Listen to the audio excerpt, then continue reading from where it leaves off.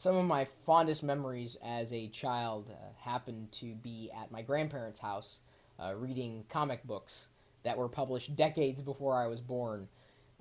I have always enjoyed comics, and I guess now I've graduated to enjoying graphic novels. Although, no, I can say that I enjoy comics as well.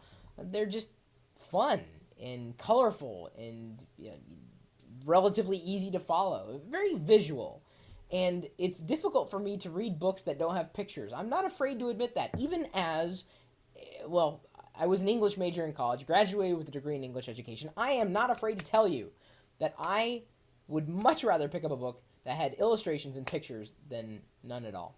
I'm just a very visual learner.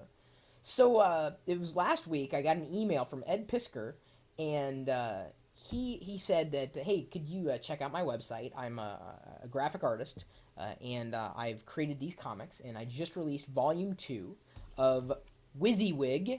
This is volume 1 I'm holding on to, but I also have volume 2, which look at that, looks like a floppy disk. It's floppy, but it looks like, isn't that great? See?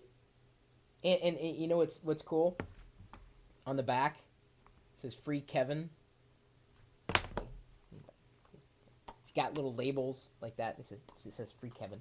And then you open it and you read it. Obviously, you read it this way. You would read it this way. So I am going to be reading WYSIWYG, Volume 1 Freak, and Volume 2 Hacker. And as I continue to explore this series, I will continue to share with you. One of the reasons why I am bringing this up is, well, one, Ed emailed me and said, hey, here's what I'm doing. I always appreciate when people reach out to me. And two, these are really geeky. These are geeky. Come on. Hacker, freak. Phreak, as in Captain Crunch. Freak. I met Captain Crunch, by the way. Not the cereal guy, but, you know, the guy. That was not a DTMF tone. Not in the slightest. And then, of course, supporting independent artists in their adventures, or ventures, as it would be. He's done a really good job. These are, bound quite nicely. I can't imagine this was cheap to do. But he's selling each one of these at about $15 a pop.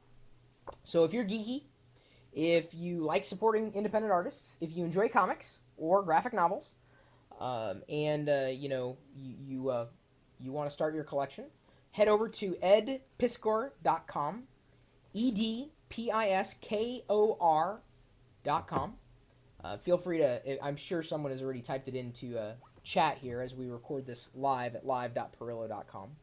He says, be on the lookout for future volumes of WYSIWYG, Volume 3 Fugitive, Volume 4 Inmate, and then, of course, edpiskor.com for updated information on the next volumes. He's good. He is skilled. This is going to be fun to dive into. Are there a lot of like tech-oriented graphic novelists out there, or graphic novels or comics? I mean, everything you see is usually like superhero or something like that. And I never really got into superheroes. I don't know why. I'd be much more compelled to read a comic like this because it's talking about technology. It's very near and dear to me.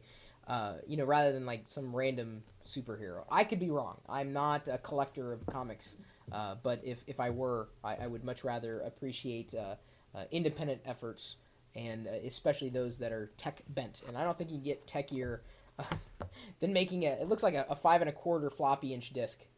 Floppy inch? 5 1/4 inch floppy disc. And it's floppy! I think I may be inadvertently calling my dogs upstairs by flopping the disc. So I will stop flopping the disc and stop flogging the books. Feel free to pick them up. Should be a quick read, easy read, and geeky. A geeky ride. And what else could you ask for in a graphic novel?